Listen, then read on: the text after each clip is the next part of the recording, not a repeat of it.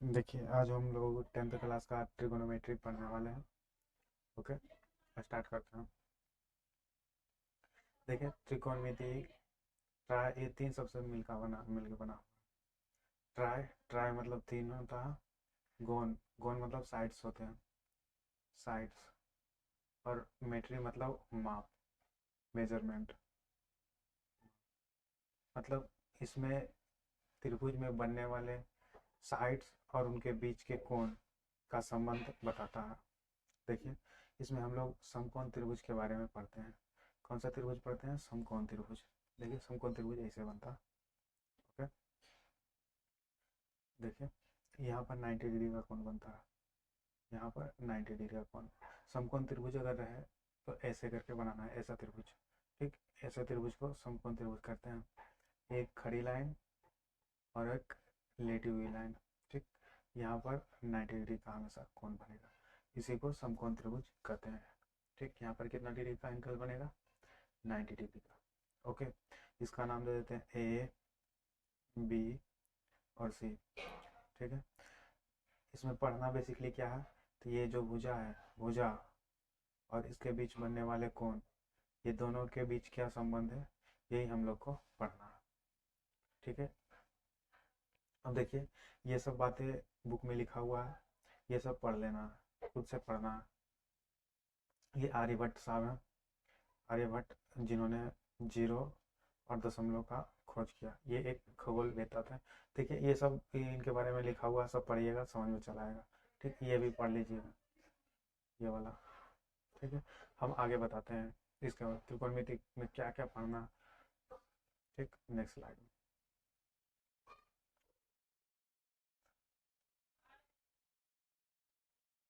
देखिए, हम लोग त्रिकोणमिति में बता दिए कि समकोण त्रिभुज के बारे में पढ़ना।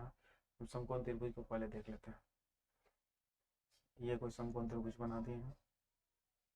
ठीक है, यहाँ पर 90 डिग्री का कोण बन रहा है। ठीक, यहाँ पर 90 डिग्री, बार बार नहीं लिखेंगे, यहाँ पर समझ आइएगा कि 90 डिग्री का कोण बनता है समकोण त्रिभुज में। अब यहाँ देखिए, ये और त्रिभुज के तीनों कोणों का योग 180 डिग्री होता है। तो ये दोनों मिलाकर हमेशा 90 डिग्री होगा। एक 90 डिग्री है तो ये दोनों का योग भी 90 डिग्री होगा। ठीक, मान लीजिए इसका नाम ए, इसका नाम बी दे दिए, इसका नाम सी दे दिए। ओके, तो देखते हैं कि ये ए बी सी, यहाँ पर कोण भी बराबर 90 डिग्री है। ठीक है, और हम जानते हैं कि कोण ए प्लस कोण बी प्लस कोण सी बराबर 180 डिग्री।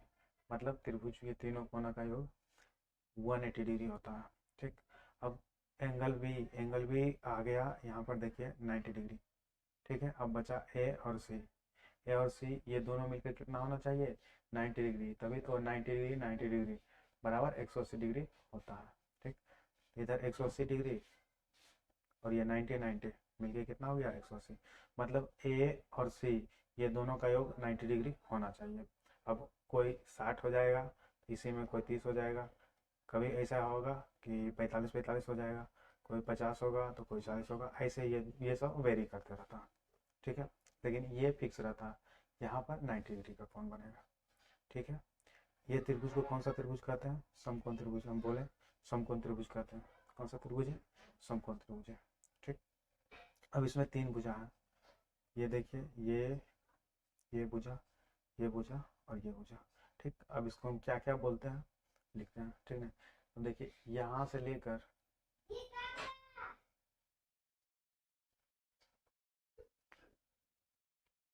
एक मिनट, सॉरी डिस्टर्ब के लिए। हाँ तो हम देख रहे थे, ये कौन सा, ये इसको बोलेंगे, ये कौन सा भुजा है? इसको बोलते हैं कर्ण। इसका नाम है कर्ण। और ये नीचे वाला को हम बोल देते हैं आधार। आधार, और इसको लंब बोलते हैं, इसको बोलते हैं लंब। ठीक हो गया, कर्ण, आधार और लंब। इसमें सबसे बड़ी भुजा कर्ण होती है, ये बात याद रखना। कर्ण सबसे बड़ी, देखिए सबसे बड़ी भुजा। ठीक, तिरछी लाइन है, तिरछी लाइन को बोलेंगे इसको कर्ण, ठीक है। और ये आधार और ये लंब, ये दोनों आपस में बदलते रहता है। कभी कभी एंगल के अनुसार, अगर एंगल ए का बात हो रहा है तो लंब ये हो जाता है, आधार ये हो जाता है। अगर एंगल सी का बात हो रहा है तो आधार ये हो जाता है, लंब ये हो जाता है। ये दोनों बदलते रहता है, लेकिन कर्ण फिक्स होता है, ठीक। ये फिक्स होता है, ये हमेशा फिक्स रहता है, ये नहीं बदलता, ठीक। अब देखते हैं दो तीन प्रकार से बनाते हैं समकोण त्रिभुज, उसमें देखते हैं लंब आधार कैसे कैसे बदलता है, इससे क्लियर हो जाएगा।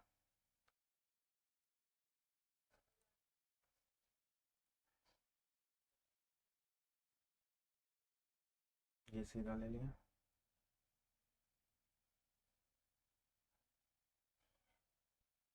ठीक, ये दोनों में क्लियर हो जाएगा।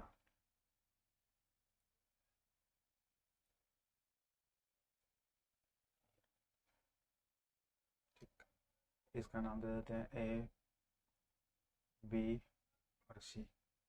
इसमें भी नाम दे देते हैं ए बी और सी।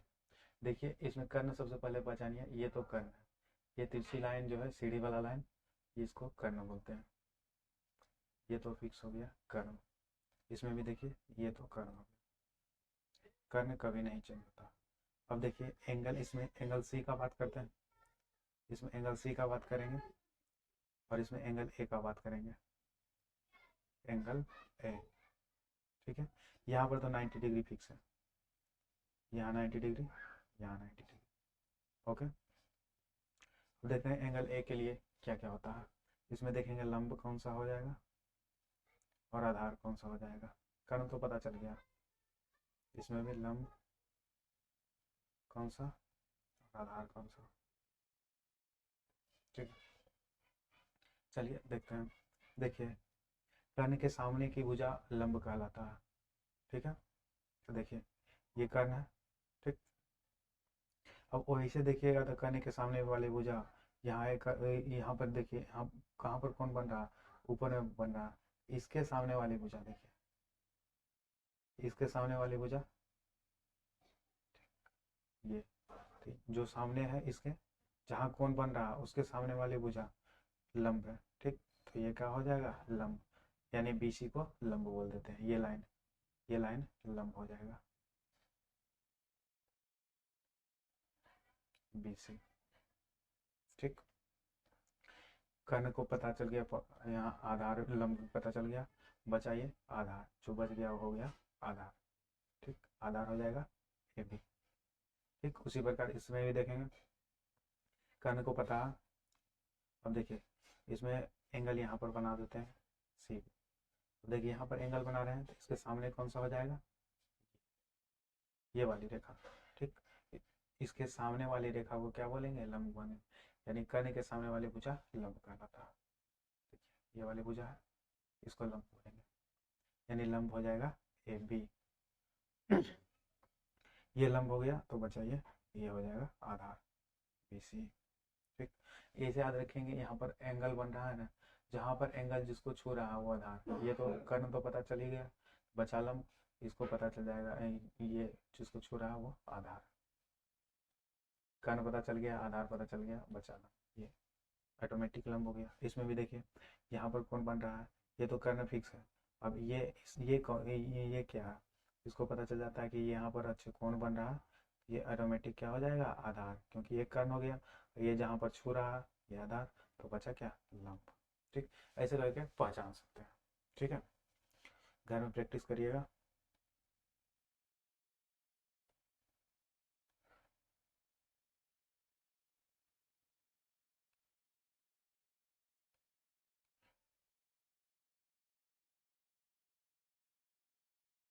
दो क्वेश्चन दे रहे हैं,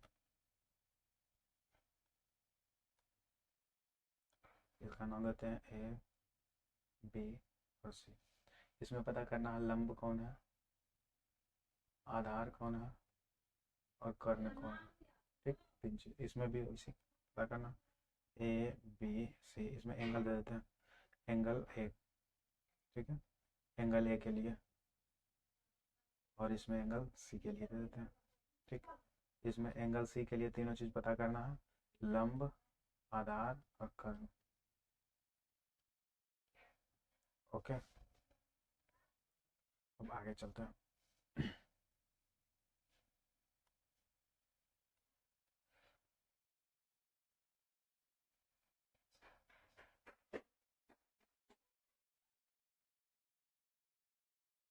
ठीक है, ये मान लिए कि ये एक समकोण त्रिभुज है। ठीक, अब इसमें नाम देते हैं इसका ए, बी और सी। ठीक, अब कौन सी का ही बात करते हैं, एंगल सी का बात करते हैं। ये तो पता है, ये कर्ण है, कर्ण को कैसे सूचित करते हैं, इसमें ये पता है, ये क्या है, लंब है, इसको एल बोल देते हैं। और ये बचा आधार,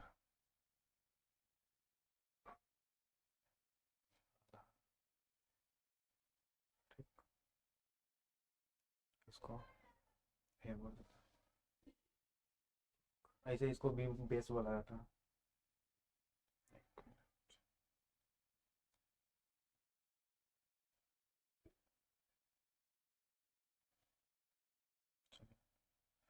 इसको आधार ए से कर देते हैं।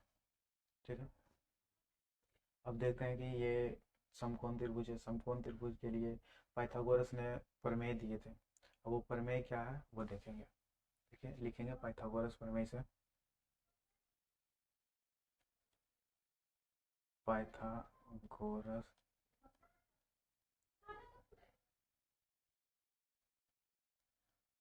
प्रमेय से, पाइथागोरस प्रमेय क्या है, कर्ण का स्क्वायर बराबर लंब का स्क्वायर प्लस आधार का स्क्वायर। ठीक है, ये पाइथागोरस प्रमेय है, इसको याद रखना है। ठीक, अब पाइथागोरस प्रमेय एक चैप्टर ही है, तो ये त्रिभुज में पढ़ना है, ये बढ़िया से पढ़ेंगे। अब इसको याद रखेंगे, पाइथागोरस प्रमेय क्या है, कर्ण का स्क्वायर बराबर लंब का स्क्वायर प्लस आधार का स्क्वायर। ठीक है, अब देखिए इसे और फार्मूला बनाते हैं। यहाँ पर देखिए कर्ण को कर्ण ही रखेंगे। अब यहाँ पर से स्क्वायर हटाएंगे, यहाँ पर रूट आकर चढ़ेगा। ठीक है, अंडर रूट लंब का स्क्वायर प्लस आधार का स्क्वायर।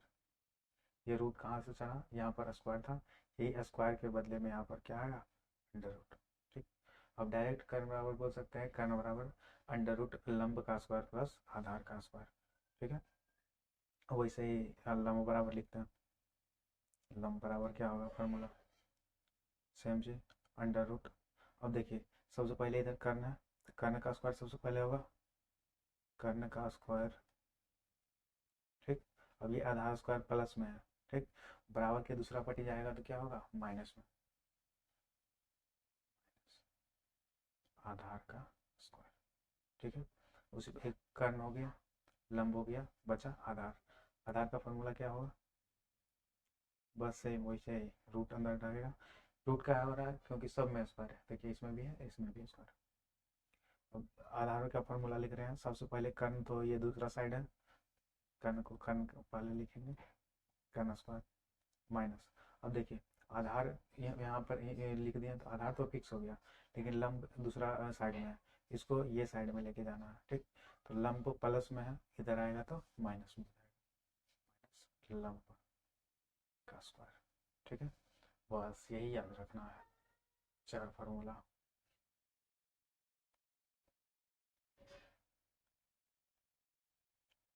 ठीक है, कर्ण स्क्वायर पूछा गया, कर्ण बराबर पूछा जाएगा अंडर रूट लंब का स्क्वायर प्लस आधार का स्क्वायर।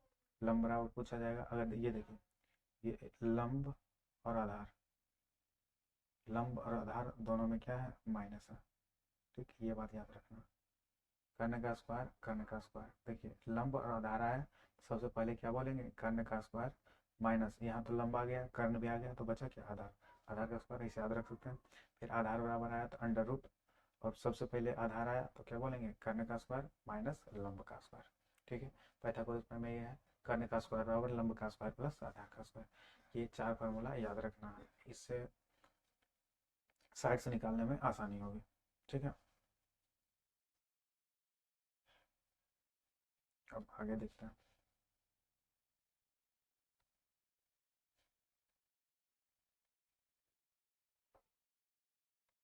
देखिए साइड्स कैसे निकालते हैं बताते हैं। ये मान लीजिए ए बी सी, ये मान लो 12 दे दिए, ये 5 दे दिए। अब बोल रहा है कि कर्ण, अब कर्ण क्या है, कर्ण निकालिए। कर्ण बराबर ए सी बराबर वाट। ठीक, ए सी को निकालना, कैसे निकालेंगे ए सी, देखिए। तो हम सबसे पहले लिख लेंगे, इसमें तो पता नहीं चल रहा है ए या फिर सी कहाँ पर कौन बन रहा है, लेकिन ये बात पता है कि ये तो क्या हो जाएगा, निकालना है, फाइंड क्या करना है, फाइंड करना है कर्ण। ठीक है, तो कर्ण का फॉर्मूला है अंडर रूट लंब के स्क्वायर प्लस आधार का स्क्वायर। अब देखिए ये लंब कौन ले, ये ले कि ये ले। देखिए अगर कहीं पर पता नहीं चले कि कहाँ पर कौन बन रहा है, तो सीधा मान लेंगे कि यहाँ पर सी पर कौन बन रहा है नीचे में, और ये लंब हो जाएगा खड़ी वाली लाइन, और नीचे वाला लाइन वही मतलब आधार हो जाएगा। ठीक है, लंब का स्क्वायर यानी 12 है, 12 का स्क्वायर करेंगे प्लस 5, 5 का स्क्वायर करेंगे। देखिए 12 का स्क्वायर, देखिए स्क्वायर कैसे करते हैं, 12 का स्क्वायर है, इसका मतलब क्या है कि 12 को 2 बार लिखते हैं, आपस में गुना करते हैं। ठीक, 12 गुना 12 144 होता है। ठीक है, यहाँ लिखेंगे 144 प्लस 5 का भी स्क्वायर वैसे ही करेंगे, 5 गुना 5, ये स्क्वायर का मतलब होता है 2 बार लिखना। अगर इसी में 5 के पावर 4 रहता तो कैसे लिखते हैं, तो 5 को 4 बार गुना करते हैं, 5 गुना 5 गुना 5 गुना 5, यहाँ ये जितना पावर रहेगा उतना बार मल्टीपल होगा। ठीक है, 5 के पावर 2 तो 5 गुना 5 25। ठीक है, अब ये दोनों को ऐड करेंगे, 5 4 9, 4 2 6 1। अब ये किसका 169 किसका वर्गमूल होता है, 13 का वर्गमूल होता है। ठीक, कर्ण निकल गया ना 13। अब इसमें तीनों चीज़ पता चल गया, कर्ण पता चल गया 13, लंब पता चल गया 12, ये आधार पता चल गया 5। ठीक, ऐसे करके हम लोगों को बनाना है हिसाब। ठीक, अब देखिए हिसाब लेते हैं और उसमें देखते हैं हिसाब कैसे बनाना है।